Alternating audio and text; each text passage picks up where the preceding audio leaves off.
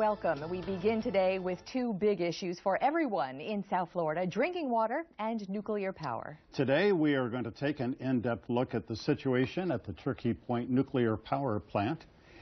A scientific study done by Miami-Dade County says the plant is leaking small amounts of radioactive material into Biscayne Bay and Biscayne National Park, and also pushing a salty plume of water inland into the aquifer. Representative Jose Rodriguez, your constituents, what are they telling you? I'm sure that we see headlines in the Miami Herald, and there's nothing alarmist about the stories. Jenny Stolitovich is an excellent reporter. She's been their principal reporter.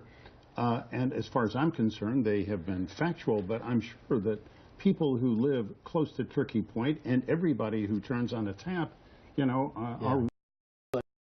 I mean, I've been in touch with my constituents. I've been working on, neighborhood issues, consumer issues, clean energy issues about FP&L my entire time in the legislature. Right. And I agree with you, and I appreciate the comments of Mr. Hefty.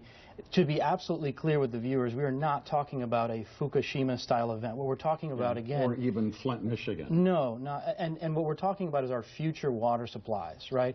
And we're also talking about critical ecosystems, Biscayne Bay and the Everglades. And Biscayne National Park. Absolutely. And so I think what I'm hearing from my constituents are concerns about those issues. I think that when we explain that this community has done a lot to try to deal with the coming effects and the current effects of sea level rise, everything happening at Turkey Point is setting us backwards in terms of protecting our water supply and in terms of making sure that we as a community are ready for and dealing with the effects of sea level rise. Well, what's going on right now, I guess the immediate, well, for this discussion also, the immediate threat is the water supply in this issue. What is the state's role, and is the state doing enough to address it? I'm glad you asked. You mentioned the Nuclear Regulatory Commission, federal EPA. I and others have been in touch with them as well.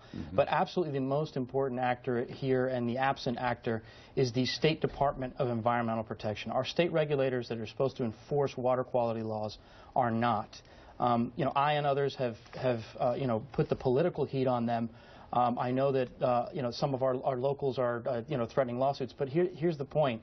One of the really important events that happened recently is an administrative law judge castigated them in a pretty detailed order for basically failing to enforce our clean water laws. And that's what the lawsuit deals with. Our environmental regulators at the state level, appointed by Rick Scott, are going to have to, between now and May, come up with order on FP&L that actually enforces the law rather than rubber stamps what they've been doing. Yeah, anything that the legislature can do, I think, is positive. A select committee, sure, going forward would be great. I think that, again, immediately, all of us should be in touch with the state regulators to make sure they're doing the right thing. And one interesting thing which I may mention, the public will have an opportunity to weigh in on something indirectly related to this, and that is FP&L is requesting a 23.7% increase in their rates. There will be hearings locally in the summer. Statewide, locally, or just for the FP&L rate-paying region. So 23. That's all of South Florida. Yeah. Wow. And precisely at the time when they do not have control over what's happening with their water at Turkey Point. So for those in the public who think, well, what can I do over the summer? Perhaps chime in. We are forced customers of FP&L. You think you'll get some response on that? Hope so. Oh, yeah.